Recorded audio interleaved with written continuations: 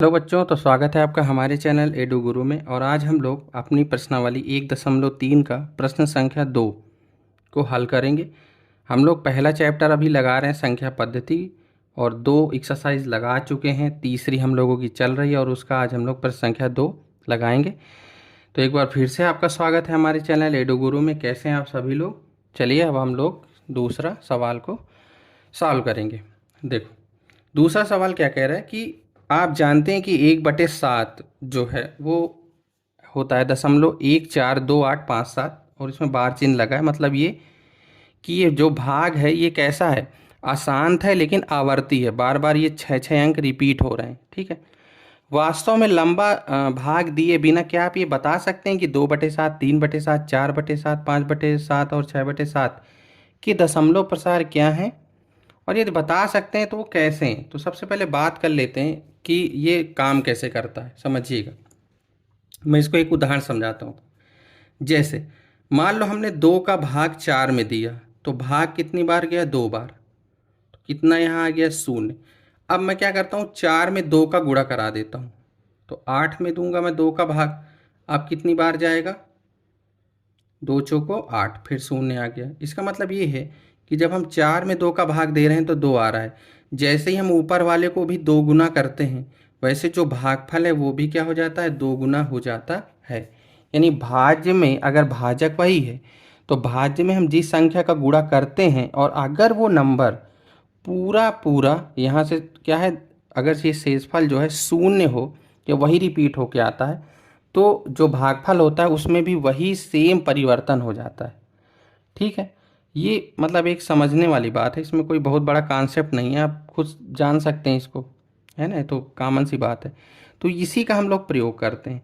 अब ये कि ये चीज़ें जो लागू होती है ना, देखो ये तभी लागू हो पाता है जब कोई दशमलव प्रसार या तो शांत हो या तो अशांत आवर्ती हो, उसमें ये कॉन्सेप्ट। अगर वो अनावर्ती है तो फिर नहीं लगता। ठीक, तो यही हमारा कॉन्सेप्ट है, इससे हल करते हैं। तो देखो 1/7 जो है वो दिया हुआ है 0.142857, यानी यही नंबर बार बार रिपीट होते।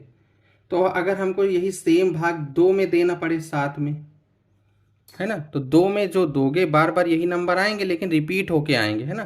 तो 2 में दोगे तो इसमें कितने का गुणा करा देंगे? 2 का। यानी ये एक तरह से क्या है, 2 × 1/7 का केस है। तो 2 × 0.142857 इसमें ही गुणा करा देंगे। तो इस 2/7 का मान कितना आएगा? 2 का गुणा कराओगे तो 2 7 कितना होगा? 14, 2 पंचे 10, 10 1 11, 2 8 16, 1 17, 2 दूनाई 4 और 1 5, 2 चौको 8, 2 एकम 2। यानी ये दशमलव यहाँ पे थोड़ा 0.285714, और इसमें ऐसे चिन्ह लगा देंगे।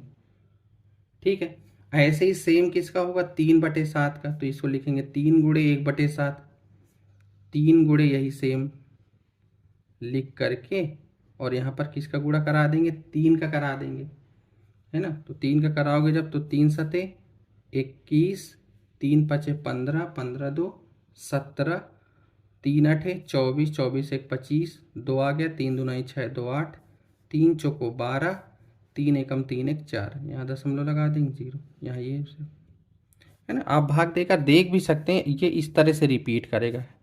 जो नंबर हम दशमलव लगाने पर यहाँ 10 बना रहे थे, अब कितना बनेगा? यहाँ 20, यहाँ कितना बनेगा? 30। तो एक तरह से हम लोग क्या कर रहे हैं, 2 का गुणा करा दिए, तो वही सेम चेंज यहाँ पर भी हो जाएगा, है ना। ये 3/7 का है। ऐसे ही आप 4/7 का निकालेंगे, तो 4 × 1/7, तो 4 × 0.142857, ऐसे करके 4 का जब गुणा इसी तरह करा लोगे तो आएगा 0.571428।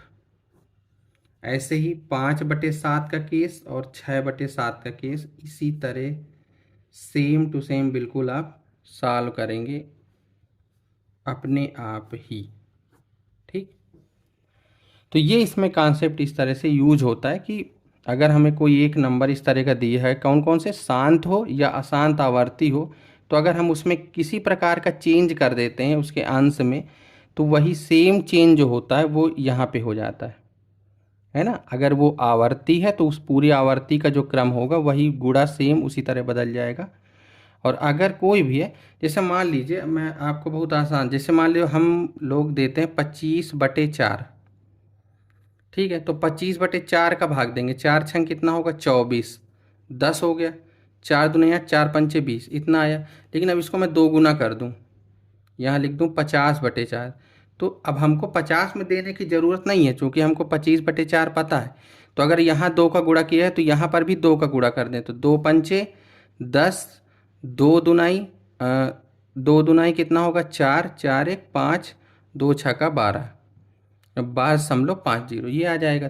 75 कर देंगे तो 3 का गुणा कर देंगे, है ना। तो इस तरह से ये सवाल नंबर 2 जो है वो लगेगा। 3 हमने हल कर दिए, आगे बेसिक गुणा है, आप इसको करके हल कर लीजिएगा, ठीक है। तो पढ़ते रहिए भैया, मुस्कुराते रहिए, खुश रहिए और मैथ लगाते रहिए। धन्यवाद।